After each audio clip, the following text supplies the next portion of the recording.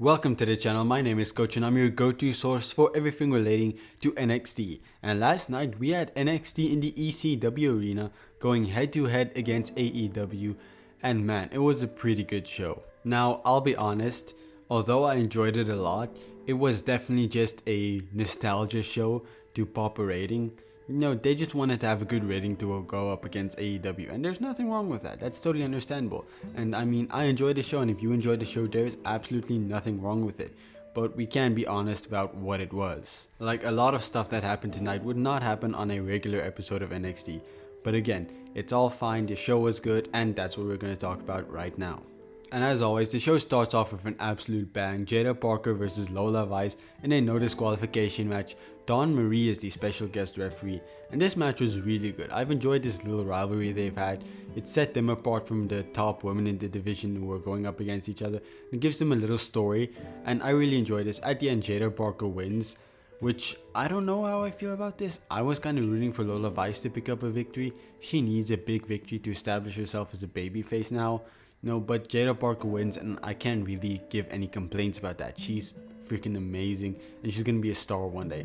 Now, Dawn Marie didn't really do a lot in this match, but that's good, right? She did her job very well. You don't want to repeat what happened with CM Punk as the special guest referee. So her just being there, just being a legit referee, that was fine with me. I didn't want her to do anything more. We go backstage and RVD gives some advice to Kalani Jordan. She's facing Fallon Henley next week in a rematch for the Women's North American Championship, and the two of them are just giving some banter. He's giving us some support.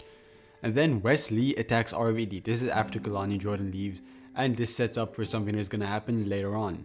And we had another backstage promo. The family, Tony D'Angelo, he's talking with the family, and the full-blooded Italians, they appear, and they're a bit upset with Tony D'Angelo because he never really celebrated with them, he never really acknowledged them or anything. So now he has a price to pay, and that price is defending the North American Championship against Nunzio later tonight.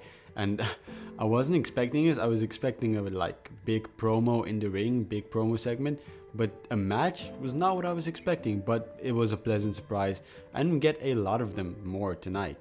Then we have Wes Lee versus Javon Evans, a really good match. Man, I worry every time I see Wes Lee. I know his whole thing is he's bouncy, but man, the dude is so close to injuring himself seriously every match. I want him to slow down a bit. I get it. It's his whole thing, but just slow down, because one of these days, if he keeps going like he's going, he's gonna really hurt himself. But it was a fine match nonetheless. Wes Lee got the upper hand, but RVD comes out to help Javon Evans, and this helps Javon Evans pick up the victory over Wes Lee. I am really happy with this result. It helps Javon Evans pick up a victory, something he needs very much, especially against a high-profile opponent like Wes Lee. And this loss doesn't really hurt Wes Lee, seeing as Javon Evans got some help from RVD. It benefits both sides. I really like what they did here. A big thumbs up. Then Ava's in the ring, and she announces the return of Deadline on December 7th.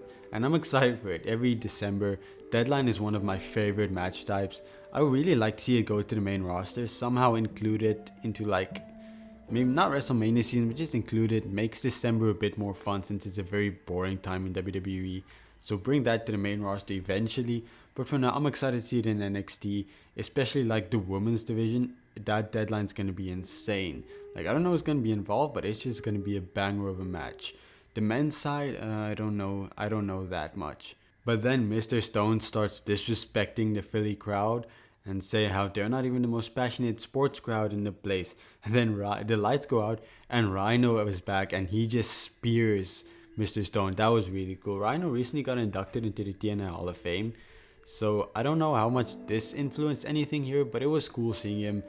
I did not expect to see Rhino at all. I didn't. So it was a very cool surprise. And we followed this up with the super tag team match, Ridge Holland and Ethan Page teaming up against Trick Williams and Bubba Ray, or Bubba Ray Dudley. And this was a pretty fine match, but I'm so not happy with the result.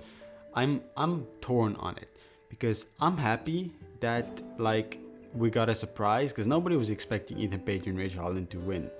That's not what anyone was expecting, especially not me. So having them win is a surprise. But Ridge Holland rolling up Trick Williams, it doesn't feel right. Trick Williams gets treated like such a chump sometimes. how many times has he been pinned for whatever reason? Like, I don't like it. Like, he's supposed to be the face of this show, but a lot of times he's not treated like that. I get it, he needs to lose. Everyone needs to lose, but the way they have him lose against who they have him lose, it's kind of ridiculous sometimes. Like, if it was Ethan Page, sure, you continue that rivalry, but Rich Holland? No, I don't get it. At least after the match, though, they keep attacking the bad guys, and Bubba Ray Dudley wants Trick to get a table, but there is no tables under the ring. And then Devon Dudley comes out, he brings them a table, they put the guys through the table. Really fun spot, I really like that, but like, the result, it has me very iffy. Then Tony D'Angelo defeats Nunzio and he retains the NXT North American Championship. Absolutely no way they were going to put the North American Championship on Nunzio. But it was a fun match, not really a good match, but it was like a comedy-esque match. I enjoyed it, that's all I'll say. I had fun with it, nothing spectacular, but just enough like sports entertainment for me to enjoy. And after the match, everyone celebrated together, FBI and the family. It was really cool to see. I really enjoyed what they did with this tonight, and I can't complain. I wonder what we're doing with Tony D'Angelo next, because there's not a lot of people I can see really challenging him, like the main roster, like NXT. Because NXT really lacks in good heels. You have Obafemi and Wesley, and then Ethan Page and Rich Holland maybe. But besides that, there's not a lot of top tier heels that I really believe in. It looks like they're going with Shawn Spears and Brooks Jensen as his next challengers, but I could not care less about those two. And then in the main event, we had this massive all-star match. Jordan Grace, Kalani Jordan, Zaria, Julia and Stephanie Vacker versus Fatal Influence, Cora Jade and Roxanne Perez. And the good guys win, which I'm very happy about, because they have so much, or I've talked about this with man, this is just such a cool team up. And then Cora Jade, Roxanne Perez and Fatal Influence, they're just like bland. They're very bland. There's nothing interesting about them at all. Their looks are bland, like their personalities are very bland. And it's not even comparable to the other team. So it was absolutely the right decision to have them win. Lash Legend and Jakara Jackson interfered during the match, and it looks like we're going with Stephanie Vacker and Julia versus the Meta Girls, which I don't know how I feel about that. I want to see Lash Legend and Jakara Jackson on the main roster. I think they deserve it, and there's more place for them there. So I don't know. I don't want to see them on NXT anymore. Not that I don't like them. I just think they have much more to offer on the main roster right now. But overall, a really good match. Really great way to end the show. I like this a lot. But yeah, that's the end of the episode tonight. If I had to give tonight's show a rating, I would give it a solid 9 out of 10. Like I said, it was very much a nostalgia show, and ECW was before my time. So if I was watching during ECW time, this would have been a 10 out of 10. Unfortunately, I only knew some of the guys from earlier TNA days when I started watching. But again, I really enjoyed it. I liked seeing these older wrestlers appear. So even though ECW was before my time, I still enjoyed the show a lot. So I hope you enjoyed the video. I really enjoyed the show. If you did enjoy the video, please leave a like and subscribe to the channel. I cover NXT and TNA weekly, including some other stuff I'm busy branching out. You can check those out too. So yeah, I hope I see you again soon, and I'm sending love to all around the world. Goodbye.